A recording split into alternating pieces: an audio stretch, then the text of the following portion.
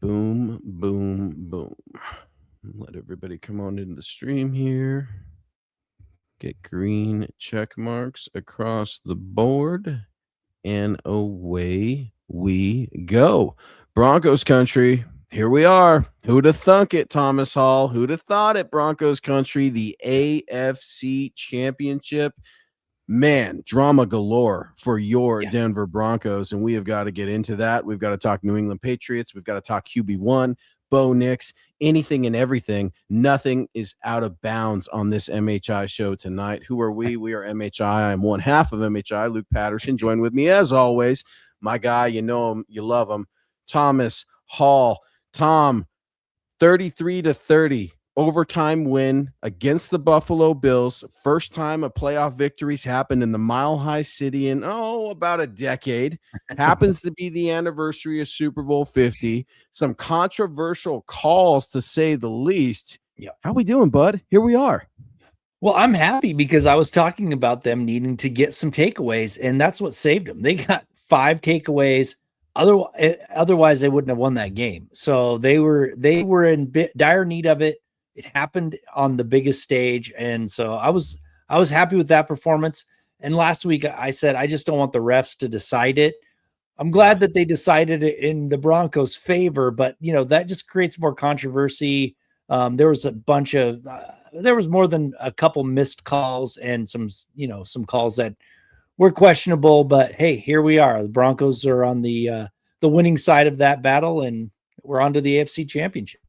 Well, and such is life in every other football game, right? There's coulda, shoulda, wouldas. There are things that we would go back and we would try to second guess. There were things that we would argue for. It's become so abundantly clear why Josh Allen was so upset at the post game, why Sean McDermott was so upset at the post game. It ultimately cost the Buffalo Bills head coach his job. Sean McDermott no longer with the Buffalo Bills. And this isn't a Bills show, but I got to be honest, Tom, we're coming into the green room here. I'm starting to get warmed up for MHI. I'm taking my notes, right? I'm writing my keys to victory today. Busy day in the Mile High City, looking at the practice report. We're going to get into it. But it felt really odd to look at Josh Allen as an opponent. Usually I got my Wyoming hoodie on. I'm a big Josh Allen fan. It was odd to root against Josh Allen. It was odd to see some chinks in the armor, if you will. And Scott, you and I are talking about Josh Allen, Lamar Jackson. How long can these quarterbacks continue this status quo, if you will, without winning the big one? Meanwhile, in the Mile High City, the Broncos find a way to get it done, 33-30. A thrilling game, Thomas. You're talking 6 total turnovers, 3 lead changes, an absolute stunner. Stressful. I don't know about you guys. I was absolutely stressed out the entire game. Yeah, and when Cook started to get rolling, I was like, oh man, this might be a long night. But they, like I said, the turnovers, the takeaways, and they were good takeaways too. I mean, these weren't just like gimmies. I mean, those were some decent takeaways from the Broncos defense. They had to have them, and that's what turned the tide. That's what kept them in the game. That's what won the game essentially for them. So, I mean, yeah, it was worrisome, but hey, you know what I mean? What I said. If they get the takeaways, they're going to win the game, and that's what they did. Stressful and worrisome, but someone who always comes in and calms our nerves every Wednesday night here on MHI and the MHH airwaves. An absolute superstar. You know her, you love her. She's our number one in the MHH community right now. That is Deanna Hendry, an exclusive member of the MHH community, a very generous $50 over on YouTube. Deanna, you absolutely rocked it all season long. Last week, tonight, every single MHI, you bring it. So we want to hear from Deanna. She's firing in hot. Good evening, Luke and Thomas. It's great to hear that J.K. Dobbins and Luke Wattenberg can potentially be coming back. I am behind Jarrett Stidham and our team. We can do this. Go Broncos. Hashtag MHI. Deanna, thank you for bringing some good news into the show. Tom, as you know, Luke Wattenberg and J.K. Dobbins, the official 21-day practice window opened on Monday. Both of these starters were on the injury report today. They returned to practice.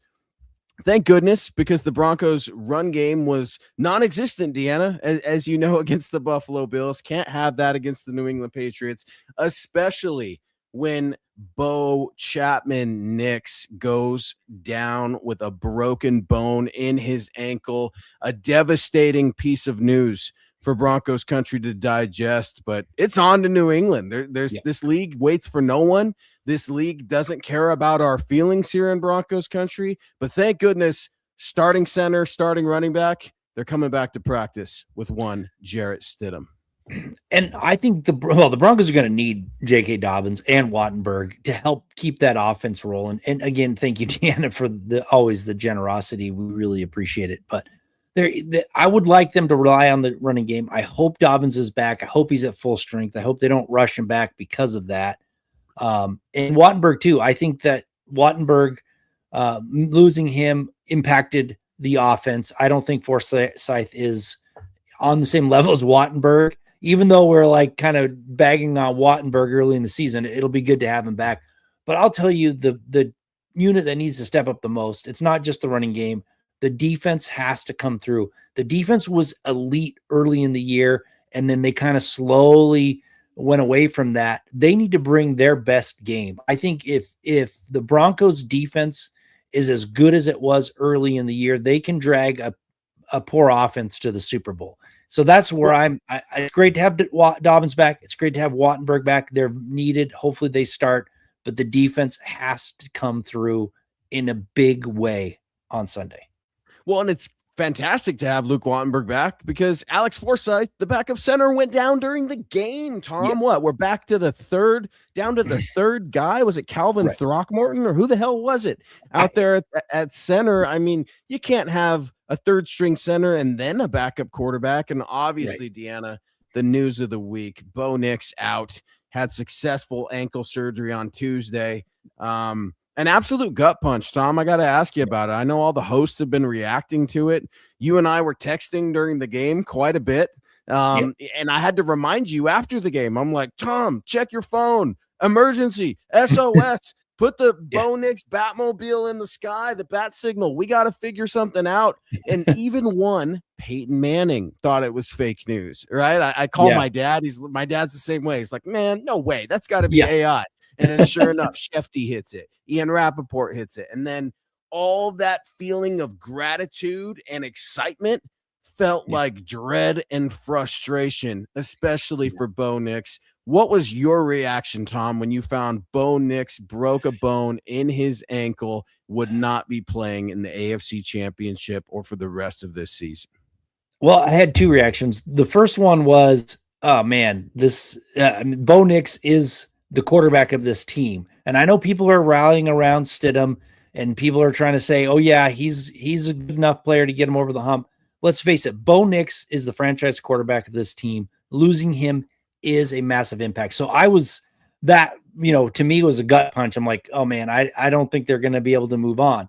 The next thing was, my next reaction was to find out if there was any historical precedence of this ever happening. So I went back and I looked. I did a ton of research, and I'll share it with you if you want, about not only has a team lost their starting quarterback and went on to win the Super Bowl late in the season or in the playoffs, and how many times has the number one seed changed quarterbacks, going into the playoffs or in the playoffs and made it to the Super Bowl. So I have all those. I have all that if anyone is interested in hearing it.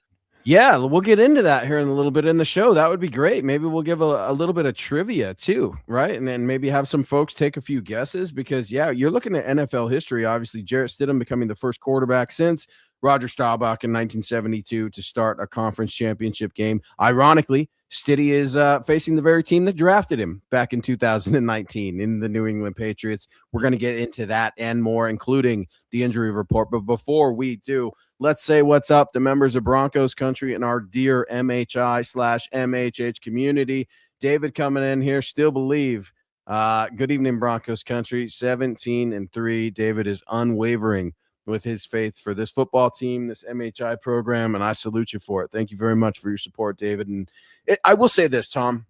I want to get your opinion on Stiddy, obviously, on Sean Payton, this Broncos offense, how it looks going against Mike Vrabel and the New England Patriots defense that's full of some badass guys. But before we do that, let's say what's up to some of the folks. Shannon Mills, a very generous $49.99, super active on the MHH airwaves. We appreciate you, an exclusive member of the MHH community. Thank you, Shannon. Good evening. The return of J.K. Dobbins and Luke Wattenberg, it's huge. Is there any word on Pat Bryant or Troy Franklin?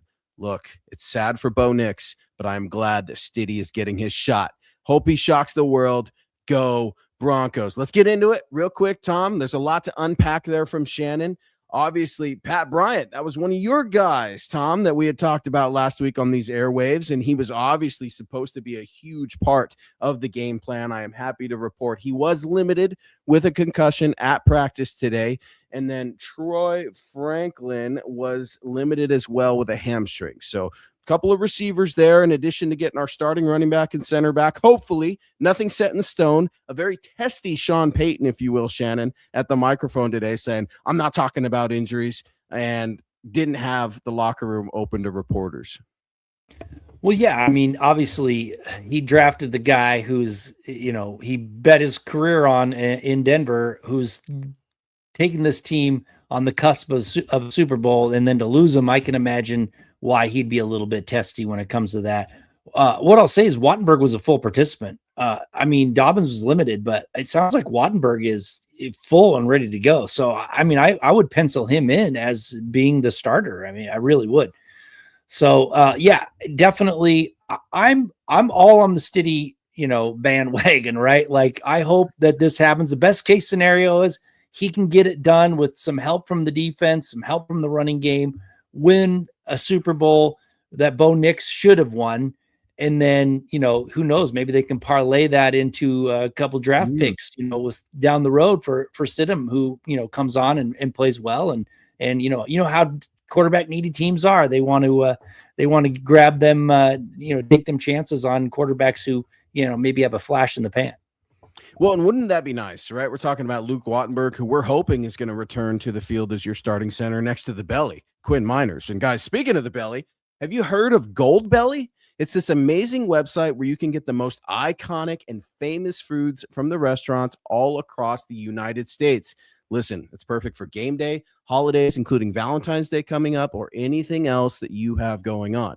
Guys, this is awesome. Gold Belly, well, they will ship you iconic Chicago deep dish pizza from Lou Malnati's, the original buffalo wings from Anchor Bar in Buffalo, Guy Fieri's unbelievable trash can nachos, real Philly cheesesteaks, or even the legendary Franklin's barbecue, straight from Texas to your door. And with Valentine's Day coming up, they also have great gifts like award-winning dinners from Pete Luger Steakhouse, world-famous macaroons from Lotterie, and even the exact cake served at JFK's wedding to Jackie O. The Philly cheese steak, caught my eye, and it was absolutely delicious. It was high-quality grub delivered to my door, and it lived up to the lofty expectations. And I had and the legend of the Philly cheesesteak. It was like having a culinary piece of Philadelphia shipped to me hassle-free. Sometimes you don't know what you're going to get quality-wise from online food ordering sites, but Gold Belly absolutely delivers. This tasted amazing. So whether you're looking to turn game day into an unforgettable experience with friends or want to impress a loved one on Valentine's Day, go to goldbelly.com and get 20% off your first order with promo code MILEHIGH. That's goldbelly.com, code MILEHIGH for 20% off your first order. Boom, Broncos country. We are off and running as we talk New England Patriots coming to Denver, Colorado to play your Denver Broncos in the AFC Championship. Tom, as you know, the New England Patriots are 0-2 in the Mile High City. This will be the third AFC Championship in Denver within the last 20 years. That's got to count for something, right? Coming into this game on Sunday. I know we're all pumped about Stiddy. I'll give you my take on Jarrett Stidham in a little bit. But talk to me about Broncos country. Garrett Bull said after the game against the Buffalo Bills in the divisional round in which your Denver Broncos progressed, it was the loudest he had ever heard that stadium. Something Sean Payton, we talked about on this show, the importance of a ruckus crowd in Broncos country. Sounds like tickets sold out very early for this AFC Championship game. how important is Broncos country and the fan experience when it comes to the actual game on the field this Sunday for the AFC Championship? Well, anything helps. So the crowd noise is going to help. It really is. So the Broncos need all the help they can get. So Broncos country, obviously they've already rallied around Stidham. I mean, people are apparently everybody's got the Stidham picture for their Avi now and on all their social media. I mean, everybody's ready for this. And like I said last week, this has been a buildup for 10 years. Broncos country have been, sitting, watching, waiting for something good to happen. And here it is. They're going to show out again. And again, if the Broncos can keep pace, score early, that crowd is going to be wild again. And that's what was happening in Denver last week. And I mean, I'm sure it was very difficult for the Bills to really function well, compared to what they would be at their own home stadium with that kind of crowd. That was a nice way of saying it. Broncos country and the Broncos beat the Bills, albeit by 3 points in overtime, but they beat their ass. They beat their ass so bad that they fired their head coach and sent their quarterback crying. I don't need to see Josh Allen crying at the press. I don't need to see their offensive linemen crying in the locker room. I don't need any of that. The Broncos are crushing dreams, and I hope that they can continue to do that against the big bad wolf, the New England Patriots. David Yonke coming in on 199 over on YouTube, an MHH exclusive member. Listen, fellas, that was an interception. The Bills do what the Bills do to lose. Talk to me about that, Tom. Jaquan McMillan, Brandon Cooks. Was it an interception? Well, it went down that way. At first glance, I got to tell you, not just the homer in me, the rules change on what a catch is. What, every decade? Once every decade or so, the owners sit around in league meetings and they sit and they complain and they bitch about, hey, what's a catch? What's not a catch? Well, when you're continuing to change the rules, that's why you've got this stir crazy fan base in Buffalo saying, are you kidding me? That was a catch. It wasn't an interception. Tom, your initial reaction, Jaquan McMillan intercepting the ball from Brandon Cooks on a deep ball from Josh Allen. Did you think it was an INT? Did you think it was a catch? Where do you stand? It looked like an interception to me. I know that they're going back and they're, can you hear me? Yep, you're good. All right. So it looked like an interception to me. You go back and you look at everything in a very slow motion, different angles, and you can make any interpretation you want. On the field of play, that was a great play. I mean, it was bang, bang play. It looked like interception. I mean, when two people are fighting for the ball, going to the ground, whoever comes up with it, in my mind, gets the interception. It's happened to me before. I've seen it, plenty of times. And for me, that was an incredible play by McMillan. Incredible play. It looked like he was beat, and he recovered, intercepted the ball, changed the game. Like I said, all the takeaways did, but that was one of the biggest ones. Credit to Vance Joseph in the secondary, Jim Leonard, right? Because even when these guys get beat, and I'll say Riley Moss, Pastor Tan, you name them, Talanoa Hufanga, who had an amazing game, still got beat, right? Gave up a touchdown. These guys don't quit. And the recovery from this defensive secondary, I mean, that was a textbook clinic on truly playing through the whistle, which, by the way, I've noticed has gotten longer and longer for the Bills. I noticed that in the Jacksonville Jaguar game in the wild card round. It just felt like blow the whistle. The play is dead, and that doesn't necessarily translate to this one with the interception, but you can't leave it up to the officials. I understand that, but I can also understand why Bills Mafia is so upset, right? While they're so pissed off about things. I can get that. And listen, I don't fault Josh for being upset. If I'm being honest, I think one of the biggest reasons why Josh was upset wasn't for him. It was for his team. I think he probably had an inkling that Sean McDermott's job would probably go away. So you feel for the guy. I don't feel for the player. Not in the least bit, and I'm not going to apologize it. Just like Brock is tatted coming in here, $9.99. Not going to apologize for his Broncos fandom or support. Really appreciate you joining the show. Welcome, Brock. If Bo isn't that great, as the MSM suggests, then why do the Broncos have no chance without him? The Broncos were 1.5 favorites with him, now 5.5 point underdogs without. I'm calling it 27-19 Broncos. Wow, Brock. And congratulations and thank you, Brock, for becoming an exclusive member of the MHH community. Welcome. Really appreciate you. A lot to unpack there, Tom. Talk to me about that. Talk to me a little bit about how you see that point spread swing from 1.5 to 5.5. I just finished my keys to victory that'll be published tomorrow on myhighhuddle.com. I took a deep dive into Jarrett Stidham, QB1 flavor of the week here in Broncos country. And I took a deep dive into the New England Patriots as well. But I'll be honest, Tom, Brock, I'm not ready for a score prediction yet. I don't know if I'm procrastinating. I don't know if I don't want to do it. I don't know if I'm afraid to do it. But where do you stand right now, Tom?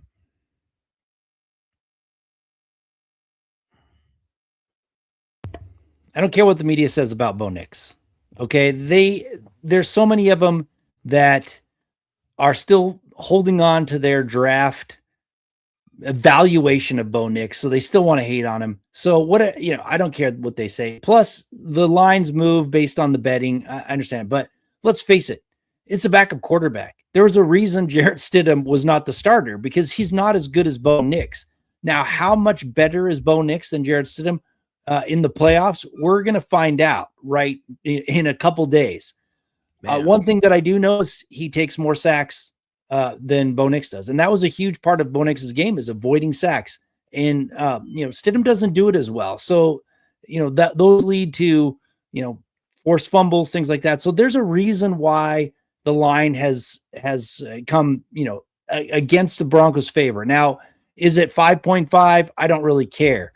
Can the Broncos win with Jarrett Stidham? Absolutely they can. As long as Stidham goes out there and plays so that they don't, plays and doesn't cough it up, basically. As long as he's out there doing a game manager, moves the ball a little bit, relies on the running game, lets that defense definitely take over, like I'm hoping, he can definitely win the game. But there's a reason why there's a huge drop, because Stidham is the backup. I push back against that just a skosh, because I don't think Jarrett Stidham needs to play not to lose. Stidham needs to go out there and win this game. I took a lot from Chase Daniel's comment earlier in the week. Chase Daniel, former Sean Payton disciple with the New Orleans Saints, backed up Drew Brees, right? And had a little bit to say with expectations when it comes to Sean and what Sean's looking for in his offense. And I do think it's going to be different than obviously if Bo was at QB1, but Jarrett Stidham should have damn well better know this offense. I heard Cortland Sutton gushing about him. What else is the guy going to do, right, at the podium today? But I'm looking for Jarrett Stidham to take some shots. Why the hell not? The Broncos are dangerous this week, folks. You know why? Because there aren't a lot of expectations with Jarrett Stidham. I'm going to go ahead and say it. There aren't. We're all trying to talk ourselves into it. We're all getting excited, myself included. And I think the New England Patriots are a beatable team, especially when Drake May is 2 interceptions, 6 fumbles, and 10 sacks the last 2 playoff games. There's a formula there. It's not sustainable. Now, Drake May, high risk, high reward. I'm not suggesting you do that with Jarrett Stidham, Tom. You're right. He's limited compared to Bo Nix. And I don't mean to go Mr. Unlimited for any PTSD Russ Wilson fans out there. But I think that Stidham needs to take his shots. Marvin Mims, what a performance. Cortland Sutton, what a performance. Wouldn't it be nice if we had a tight end, Evan Ingram, this week? I mean, Jarrett Stidham, 4 regular season starts. That's the fewest, Tom, as you know, for any quarterback entering a conference championship. It'll be a first in the NFL, but I'm looking for Stidham to hang loose. He says he's a vibes guy. We're going to know all the vibes we need to know that very first possession, I think, with Jarrett Stidham and Sean Payton. This is as much on Sean Payton as it is on Jarrett Stidham, right? My guy. I had to have him here. And Sean's first move, he just had to go get Jarrett Stidham, right? Had to pry him away. Had to pay him $15 million a year to stay. We're about to find out if the coach is vindicated in just one game. Yeah, I mean, that's the thing. You've got to have a good backup. And so I'm going to go back through it a little bit. Just we'll go through the first set of research I did. I went back and I looked. Has anyone won the Super Bowl with a backup quarterback? None of them happened really in the playoffs, except one. And it pains me to talk about it. Doug Williams. Doug Williams took over for Jay Schrader in the playoffs because Schrader was so bad. Williams played tremendously throughout the playoffs and obviously won a Super Bowl. That was one, but he had, it wasn't just one game in the playoffs. He played during the season and then he started in the playoffs. Jeff Hostetler started the last 2 games of the year, won a Super Bowl with the Giants. He pretty decent quarterback, not great, but the backup. We all know about Nick Foles. We talked about Nick Foles, but he started the last 3 games of the season too. So he had time to kind of get worked in. Nobody got injured in the playoffs. The only one that I really, and this is going way back, Johnny Unitas in the Super Bowl, second quarter, breaks some ribs, and in comes Earl Morrall. But Earl Morrall is a really good quarterback, not just a backup quarter, really good quarterback. And he won the Super Bowl for him, took him down, tie the game, and then score to win the game. Earl Morrall is kind of the closest I could say, someone that just got thrown in during the Super Bowl and won it for him. And those are the 4 that I found that actually won the Super Bowl. Yeah. Great. Crazier things have happened in this league and in this world, I suppose. But it's interesting when you go back and you look at history, because what's that thing about history? It's bound to repeat itself, something like that. And there's the picture right there. Our guy Ralph's got it. There's Stiddy. He's got the sunglasses on, the old LeBron James, earbuds in. I almost had an old man moment and forgot what do you call those things? Earbuds. Luke Patterson, Thomas Hall, my guys, if we can beat the Bills with a 3rd-string center, we can beat the Patriots with a 2nd-string quarterback.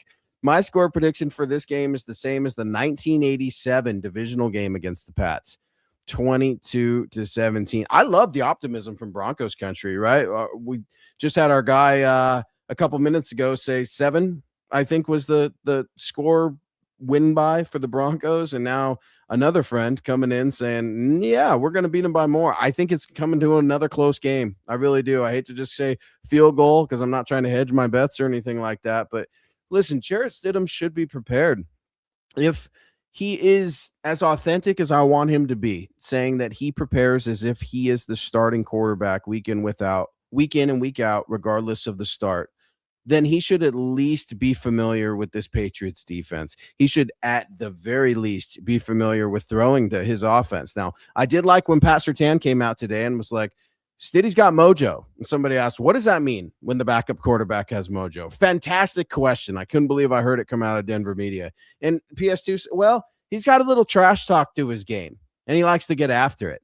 And you see little reports that are coming out now, and you can suggest that the timing is just complimentary.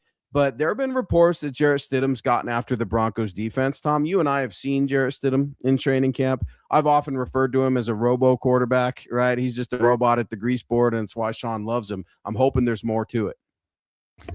I'll take a robot behind center this time. I mean, if they can, like I said, if their defense can play like it was earlier in the season and they can get something going in the running game with J.K. Dobbins coming back, I'll take a robot back there as long as he doesn't lose it for them. Don't throw the dumb ball and throw it, throw the interception. Don't go back there and wait forever to get hit and sacked, fumble. Play the game like a robot. It's fine with me because this team is talented enough to win otherwise. You just can't kill the team with stupid mistakes. No, and let's kick some field goals, right? Maybe you don't go for it on 4th and 1 every single time now. It's about getting points on the board. And Will Lutz, that's a name that we don't give enough credit to here in Broncos country, man. I mean, everybody wants to talk about, the nickname for Nick Foles, man. How about, Big Nuts Lutz out there, folks, because the guy is just absolutely money. Speaking of money, David Yonkin, money on MHI every Wednesday night, coming in, exclusive member. Appreciate all your participation, and many thanks for all of your generosity too, Dave. The media will say Bo Nix is good one day and that he sucks the next. To hell with the media. Yeah, that's just it, man. It's nice to know that Bo doesn't really give a rip, and Bo obviously released his silence, if you will, and we heard a little bit from his wife after the awful injury. Bo got through surgery on Tuesday, a successful surgery, but if you want to read about Bo Nix's heartfelt message to Broncos country and what that injury meant to him and to his family, you can read all about it. Extra, milehighhuddle.com. Chad's got an article up right now. Here's another name we haven't heard in a long time. Here's our guy, Shiloh. What's up, Shiloh? Hope all is well with you and yours. A big supporter of MHI since the very beginning when we were back on Saturdays, guys. Appreciate Shiloh. Listen, I'm not afraid of New England. They are frauds. 24-16. Denver win. Talk about mojo. Broncos country's coming here off the top rope. Remember, Tom, it's a team sport. You talked about the defense. We're talking about potentially getting our starting center back in Luke Wattenberg, potentially getting running back J.K. Dobbins back. What's that look like for J.K. Dobbins and Luke Wattenberg? Obviously, Luke Wattenberg got hurt, Christmas Day with the shoulder injury, so he's missed 3 games or so. J.K. Dobbins hasn't played since week 10. Ironically, J.K. is coming back from a foot injury, just as Bo Nix is going out with the ankle injury. What does a J.K. Dobbins look like for the AFC Championship? I know he looks good in practice. I know he looks explosive in practice. Practice is one thing. Mike Vrabel's defense, it's a whole nother. Well, hopefully he's got fresh legs. That's all I have to say. The weeks that he has missed, that's a lot of time. So that does worry me. But like I said, maybe he has some fresh legs.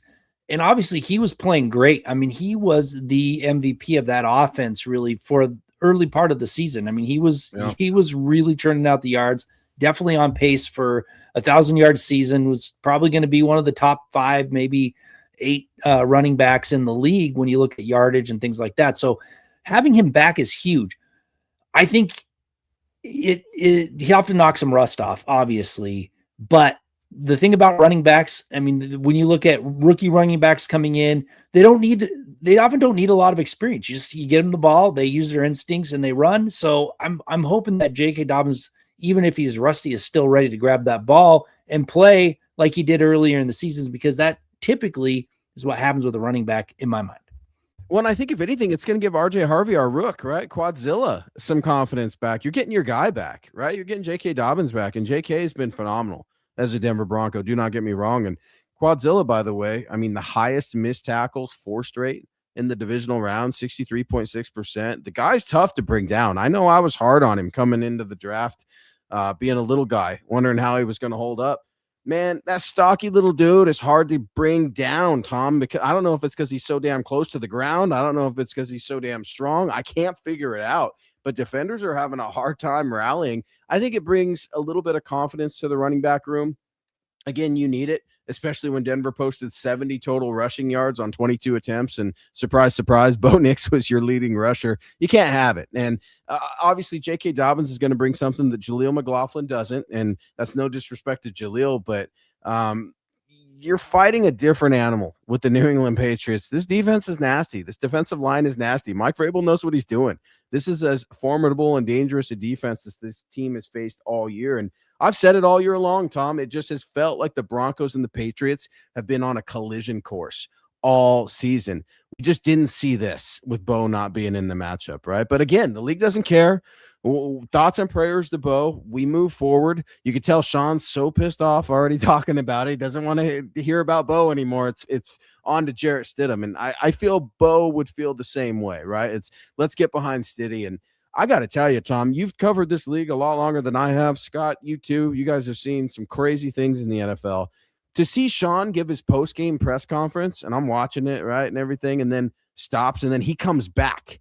And I'm like, am I watching the same video? I see Sean's got different clothes on. He was wearing the gray hoodie the first time. Then he's got like the Carhartt jacket the second time or something. What is going on here? I don't know if I've ever seen a head coach get out of in front of bad news like the way Sean Payton did last Saturday night. I actually commend Sean Payton for it. I think it was better to just rip that Band-Aid off. The national story was going to break one way or the other. But I do like Sean Payton's confidence in Jarrett Stidham. I'm excited to see something with Jarrett Stidham here. Listen, Josh McDaniels knows what Jarrett Stidham can do. Maybe he gives Mike Vrabel as much of a limited scouting report as he can. Again, spent some time in Las Vegas as well. But to me, the Broncos have a little bit of an advantage with Jarrett Stidham because the Patriots don't know quite what they're going to get if we're not sure either. Yeah, I mean, well, people were calling for him to start when he had a great preseason. So maybe he's a lot better than I think. I know I've seen him play. I mean, preseason is a completely different animal than the regular season. There are plenty of players that look fantastic in the preseason, but when it comes to real NFL defenses in the regular season, they don't look so good. So I've got my fingers crossed for Stidham. And again, as long as the other parts of the team show up big, they can win with Stidham. They can win the whole thing, I think, with Stidham. If the defense goes back to how they were playing earlier in the season and the running game is that complementary piece that with J.K. Dobbins we started to see, I think they can win it all. I really do, even with a backup quarterback. As long, and I'm going to say it again, Stidham cannot lose the game for him. He just can't. I want him to be a robot, make easy throws, and let everybody else take care of him. Check down Charlie, maybe take your shot occasionally. I'm getting some vibes, right? And we know Stiddy's a vibes guy. So I'm getting those vibes from Thomas Hall. Maybe you're onto something. Shannon, coming back around. Thank you very much, Shannon. Very, very generous. Again, exclusive member of the MHH community. 1999. Holy cow. Thank you very much. Listen, fellas, Stiddy was a running quarterback in college. He may not be as athletic as Bo, but he can run. Not saying Sean should design run plays for him, but he can scramble. Think he might surprise people with his mobility. Shannon, I absolutely love it. I wrote about this, one of my keys to victory. I'll spoil one of them. No pity for Stiddy. Is definitely one of my keys, and I'll break Stiddy's game down a little bit for you. The limited game that we can, right? And that's just it. Broncos country's trying to figure out who they have. I love that Shannon's firing up some tape, trying to figure out what he did at Auburn. Smaller school before he went to Auburn, right? And I'm totally spacing it. So there's a long journey to the NFL, and Jarrett Stidham took his own road there. It sounds like Jarrett Stidham had opportunities to potentially play or compete elsewhere, wanted to stay here in Denver. And I think there's a little bit of admiration to that. I respect it. He's athletic. I will say that. He's athletic. He's sneaky. He's going to need to be, because the Patriots are going to be coming to take his head off. You got to know Mike Vrabel in the film room is foaming at the mouth if he doesn't already have a big fat chaw of Copenhagen in there. He is wanting to get after Jarrett Stidham. I thought it was cool when Stiddy talked today, and he's like, look, I've only played for 2 offensive coordinators in this league, Sean Payton and Josh McDaniels. It's ironic, obviously, that the very team to draft Jarrett Stidham is the team he will be aiming to beat in the AFC Championship. And I'm happy with his athleticism. And frankly, if I would rather him have that internal clock and take off running rather than try and stay and prolong and make a bad play. So, I want Stidham to drop back, and if something's not there, go ahead and run. I mean, use your legs and take off, because don't force something. That I keep going back to it. Don't be the guy that comes in and loses the game for you because you're the backup quarterback. Just go out there, run if you have to, get positive yards, let your defense do what they do best. Because I know people are talking about the Patriots. People are saying they're frauds. They've had, they had an easy schedule. Man, they won a lot of games. They are not frauds. This team is a good team. They're a good team. They have holes, they have weaknesses, but they're not a bad team. I think they were gifted that win from Houston. I mean, with terrible play by CJ Stroud, terrible play. And that's what's going to kill this team. This was going to kill the Broncos if Stidham goes out there and coughs the ball up. If he doesn't, then they can beat this Patriots team. Well, luckily, Jarrett Stidham isn't from Ohio State, so we know he's not a bust. We'll get that out of the way right away. And Scott was right. Baylor is where Stiddy originally played his college ball. Holy cow! The queen herself, Deanna Hendry, coming in an absolute generous knock the doors off. $100 super chat, Deanna. Thank you so much. Again, your support and love is truly overwhelming. Many blessings. God bless you and your family. After we win, got goosebumps here. Right? After we win this Sunday, who do you want to play in the Super Bowl? Broncos sack May 4 times, and he's going to fall apart. Stiddy is going to play amazing. I have faith in him and our team. Run the ball with Dobbins and Harvey. Much love.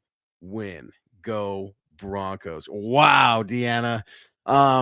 Because of your generosity, I'm going to go out on a limb with you, right? And Deanna's picking up what I'm already throwing down on my keys to victory tomorrow on milehighhuddle.com.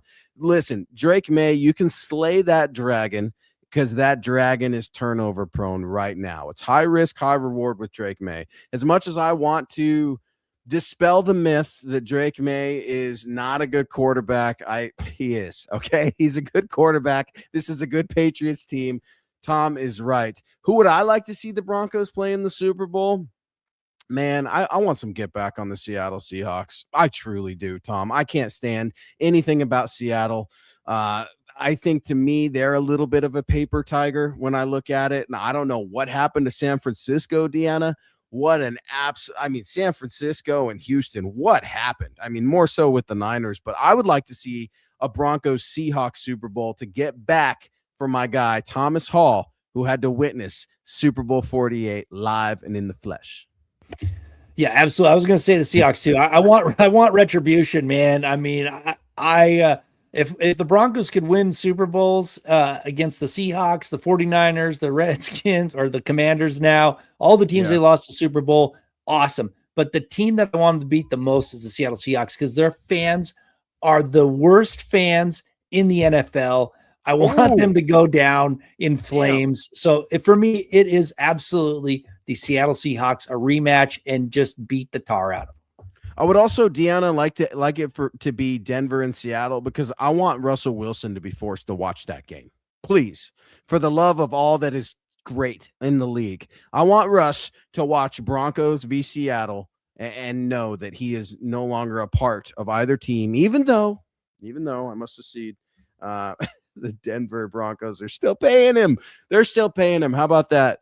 QB1 is Jarrett Stidham this week, and Russell Wilson still on the books. It'll be nice when we can clean that up. But you're on to something, Deanna, right? We need J.K. Dobbins. We need R.J. Harvey.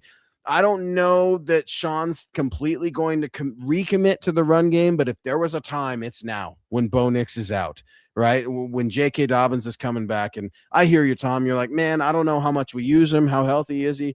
Not to sound like a complete jerk, even though some of you already know I am.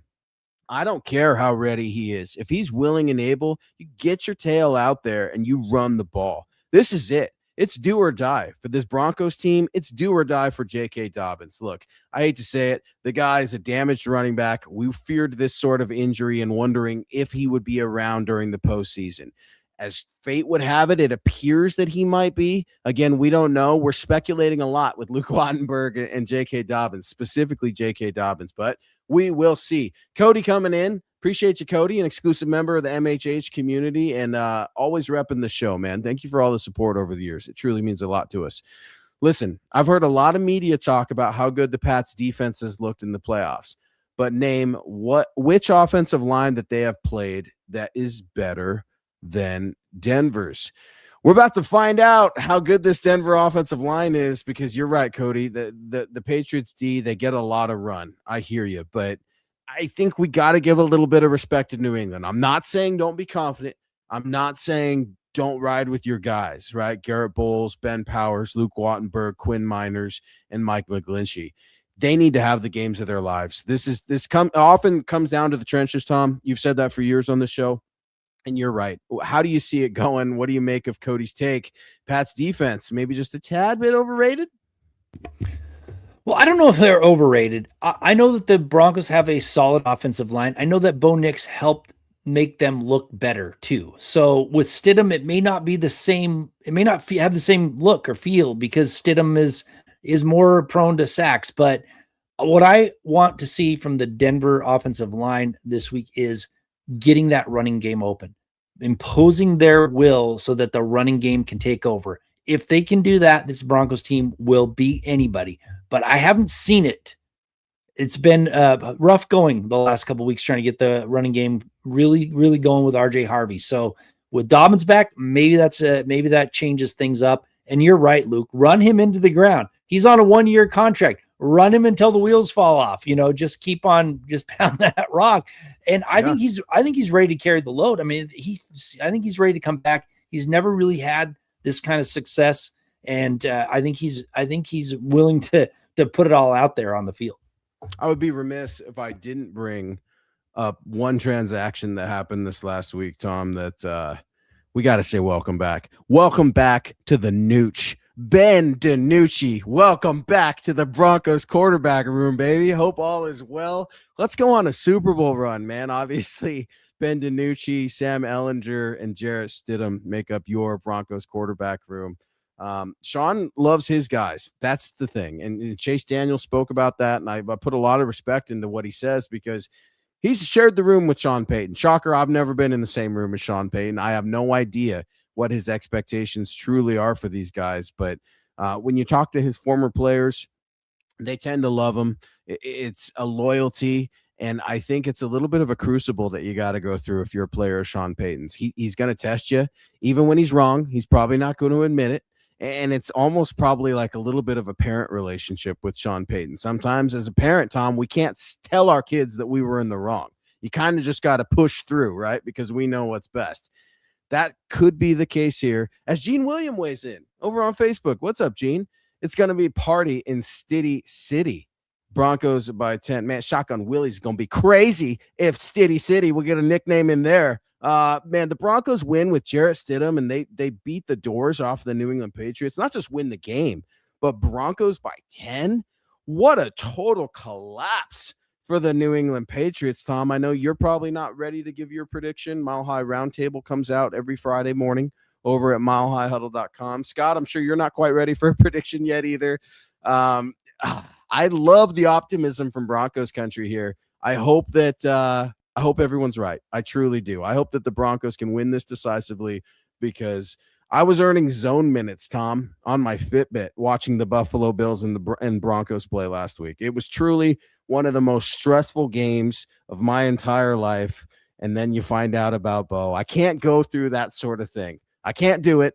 Maybe that's why Sean's like, hey, we're calling the Nooch, man. We're getting Ben DiNucci here. We're going to get some familiar faces in the room, and away we go. Yeah, and speaking of Sean Payton, what he's done with the bringing in the character, the character players, building leaders, and changing the culture, I give him all the props, and you can see it. I mean, these players, there's no deflation. I mean, a lot of teams, their starting quarterback is gone. Well, that's it for us. They're all rallying. They all believe that they're going to win with Jarrett Stidham.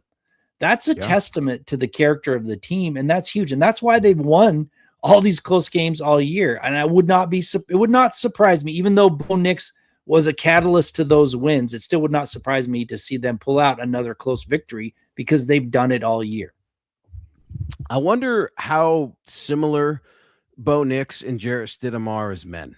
Their personalities, right? We've all seen the viral videos, and that cracks me up too, by the way. You get some of these guys that just, they're new to the party here in Broncos country, and they're like, look, guys, Zach Wilson, Jarrett Stidham, and Bo Nix, their wives are trying to get them to do trivia. That was a year ago, guy, all right? We already know about that. We get it. I wonder how similar they are in personalities, and the reason I ask, Pat Surtain and Cortland Sutton talked about Jarrett Stidham today, and they're like, he's pretty constant, man. He comes into the building every day with a smile on his face. He's a hard worker. He's a competitor.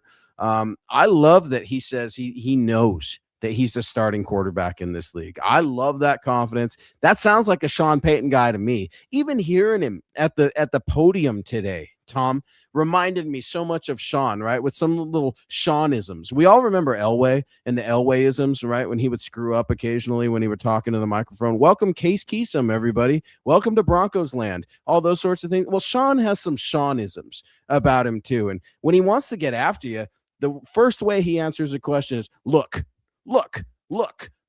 I'm going to dictate the way this is going to go, right? Don't talk about Dre Greenlaw coming downhill either, or whoever the hell asked that question. But Stiddy had some of that to him today. Look. I'm going to be direct with you. I am who I am. That's a calming presence in the huddle. That's a calming presence in the film room, and that's a calming presence in the locker room. I think some of that calm ultimately breeds some confidence. Now, don't know Bo, don't know Jarrett, don't know Sam. But I would venture to say there are some similar personalities in that room. And Tom, as you know, the personality of a football team matters a lot. They definitely mimic what Sean Payton's attitude is. Come hell or high water, they're doing it their way. Yeah, and I'll just say, according to Sean Payton, that Stidham is better than he's not the 33rd quarterback in the league. He thinks he's better than some starters. Now, I guess I will have to look at that and say, if you went and took one of the starters off of the bottom 15 teams, could you plug them in to this Denver team and continue to win? That's the big question. Because Stidham's not a top 15 quarterback. I mean, he just let's face it, he's not.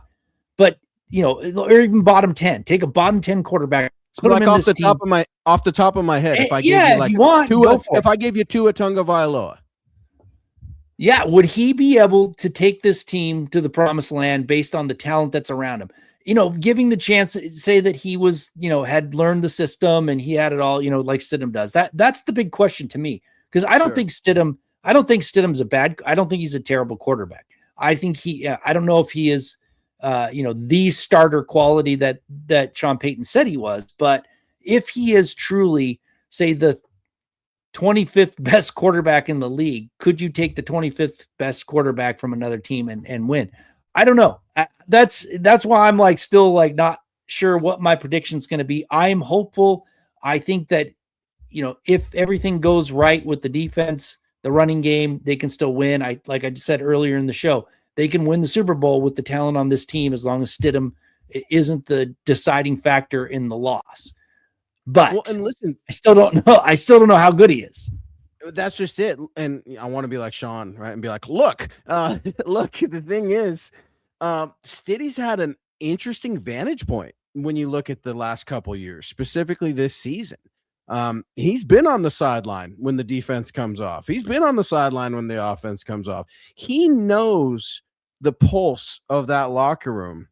And I think that's going to add to it. Now, I think when you're in the AFC Championship game, you got to play to win the game. And I would rather, just me, I would rather the Broncos offense go down swinging than just trying to play it safe. Albeit there's a lot of proof that kind of debunks that when you look at Super Bowl 50, when you look at the Broncos and the Panthers, right? It's like, guys, just don't screw this up, okay? Because we've got a Hall of Fame defense that's going to get after it. Tom, I ask you, is this the same caliber level defense as Super Bowl 50? Can the Broncos afford to just play it safe? I say no. As great as this defense is, Nick Bonito is not Von Miller. Not yet, at least. He's not there. Pat Surtain, he's as great as they come. I have nothing bad to say about him. I hope he is truly on a Hall of Fame trajectory. However, if your answer is no, this isn't the same team as the Super Bowl 50 defense, then you have to take shots. Sean Payton isn't the check down, save Nelly, let's just go out there and hope for the best. I think you have to see Jarrett Stidham at least try to have a little bit of a killer instinct. We don't know if he has it, Tom. He hasn't played enough professional football. And I ask you this. I know a couple questions here. You say Stiddy has the tendency to take a lot more sacks. Why is that? Is it decision-making? Is it limited experience? Why do you think that is? Well, some quarterbacks just take more time in the pocket. I mean, some teams, they take a little longer to decide. That's why Bo Nix is the starter, why he's the franchise quarterback, and Stidham is the backup. Some quarterbacks just have a tick slower decision-making skill, and that gets them into more quarterback sack situations. So that's the way I feel about it. And to answer your question, no, this Broncos defense is not as good as the 2015 defense. And I will say this, there's only been a handful of times, four times in the history where an elite level defense drug a terrible offense to a Super Bowl victory. Usually they're a really good defense and a pretty decent offense, and that's what wins. So you're right. The Broncos can't play so safe that they're just going to allow the defense to win the game for them. But what I'm trying to say is, don't try to be a hero. Stidham doesn't need to be a hero. He needs to go out there and take what the defense gives him. Take the shot if you can, if it's there. Just don't force something. Don't do the dumb mistake is all I'm saying. Don't play not to lose. I don't like that. But with the talent, like I said, the talent around, the talent of this defense, if it plays like it was earlier in the season, he doesn't have to be a hero. He can go out there and play within himself, take what the defense gives him, and they can win the game. It's like being a responsible, aggressive team driver, right? You don't want to just say, oh yeah, my son's an aggressive driver. Well, damn, what are we trying to beat the train on the train tracks? What are we talking about here? Slow that down. No, but I'll be honest, man. I thought I had an idea of what driving was like in the Colorado until I moved down to the South, and it's like, holy cow, there's some aggressive drivers down. We need to get aggressive. We need to get after it. Now, you're absolutely right, Tom. There's a fine line between being responsible and being reckless. And isn't that what we are expecting from Jarrett Stidham, to know what that fine line is? You're an experienced veteran quarterback, experience meaning you've been in the league for a little while now. You know what Sean wants. You should know what defenses look like. However, how does that experience on the sideline and in the film room translate to in the game, in the biggest game, specifically the AFC Championship? Because I hate to say it, Broncos country, in a perfect world, Bo's back next year and we're sitting here at the AFC Championship a year later talking about this. It doesn't always happen that way. It's the League of Parity for a reason. This is their shot, and I think Jarrett's got to be willing to go after it. Well, I guess I just keep going back to the fact that there's a reason why he is on the sidelines. I mean, it's a big difference between being able to practice with the team and being out there and then going out in the bright lights and doing it for real against a team that's trying to destroy you every chance they get. And that's why some quarterbacks make it. Some quarterbacks don't. Why some are busts, some are backups, and some are stars, because they have something a little bit more than the person holding the clipboard. And that's what this is. And that's why I know I want to get on the bandwagon. I want to be behind Stidham for sure, but that gives me pause because there is always that reason. Sometimes quarterbacks are just better in the real game than they are in practice. And that's why some people hold the clipboard. Well, and it's funny too. Geez, way to throw a wet blanket on that. It's funny too, though, like the little commonalities too, right? Like I didn't realize that Jarrett Stidham was the quarterback at Auburn until, with Bo Nix coming in sort of behind him, right? Until that viral picture pops up on social media. It's cool to see how things kind of go full circle. And then Jarrett and Bo eventually competing for the starting job last year. And like you said, the cream rose to the crop. Not to go all macho man Randy Savage on anybody here, but it truly did. Now, I really appreciate and respect Sean Payton's confidence in Jarrett Stidham. And I believe him. I believe that Sean Payton feels he can win this football game with Jarrett Stidham. I do. I don't think it's just lip service. Call Sean Payton whatever the hell you want. He's a turd. He's a control freak. He's got an ego. He's not a nice guy. Whatever you want to call him, I don't think you can call Sean Payton fake. And I don't think he's faking it up there saying that, oh, yeah, we'll be fine with Jarrett Stidham. Sean just had to have him. That's why he made Jarrett Stidham his first move as the Broncos head coach way back when, just a few seasons ago. That's why he just had to pay him $15 million to stick around. And this game is as much on Sean Payton as it is Jarrett Stidham. And I want folks to remember that. Now, I know some media members are clamoring, and the question was asked, Jarrett, this game could potentially change your whole career. I don't feel that way. I truly don't, Tom. I think we're kind of in the same camp. We know what we have with Jarrett Stidham. Is that enough to win an AFC conference championship game this Sunday? That's where I'm at with it. Maybe you're a little different. I don't see his career trajectory changing. Win a Super Bowl, different conversation.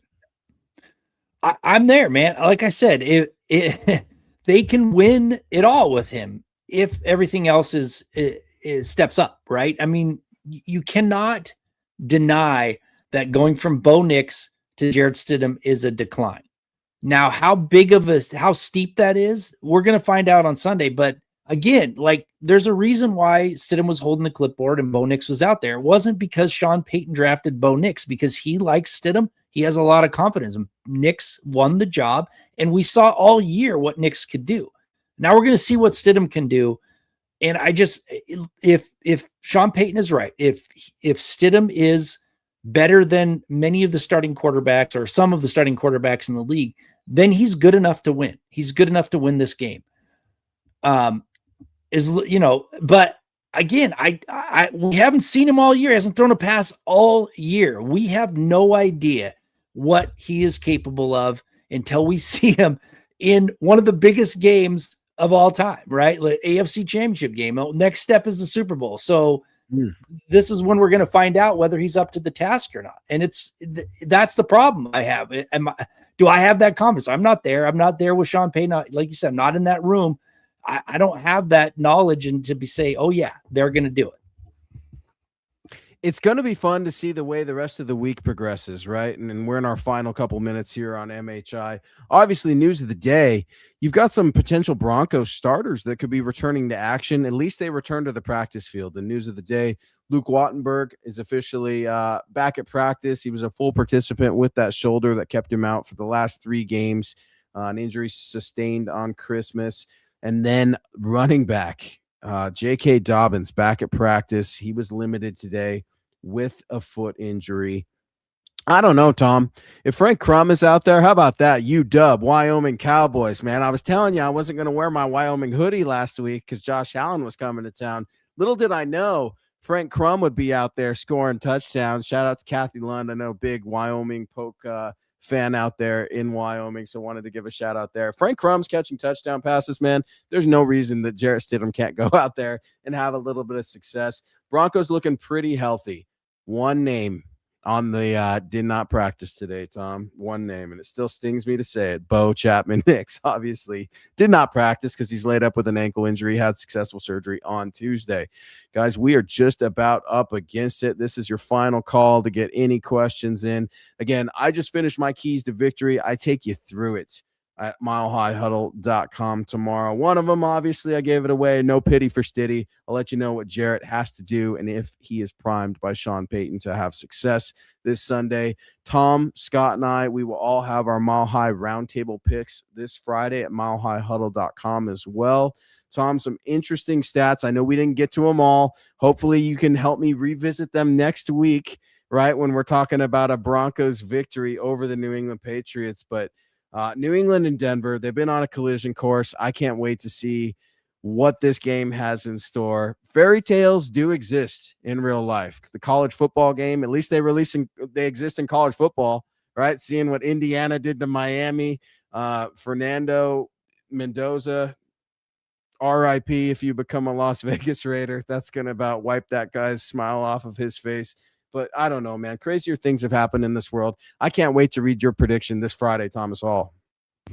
Yeah, I can't wait to read yours as well. And, we need a little Mile High magic, there was a lot back in the old Mile High Stadium. I hope that this kind of hiatus from the Broncos winning has rekindled that Mile High magic, and we see it out there on Sunday because the team needs it. They need a spark. They need something to go right. And this is a big game.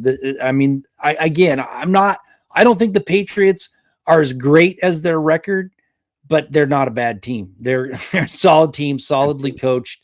Quarterback's pretty solid. I think, the work is cut out for the Broncos to beat them, even with Bo Nix, I think. They're a good team. The Patriots are a good team, but remember, number 10 is not number 12 for New England out there. I promise you that. This is not Tom Brady coming to Denver, folks. It's not it. Now, it's no disrespect to Drake May, but again, as much hell as people want to give Bo Nix, the jury's still out on Drake May, too, who is very turnover prone. Again, I will take you through that tomorrow at milehighhuddle.com. Broncos country, you've absolutely showed up and showed out the last few weeks, all season long. I know Scott, Tom, and I really, really appreciate it.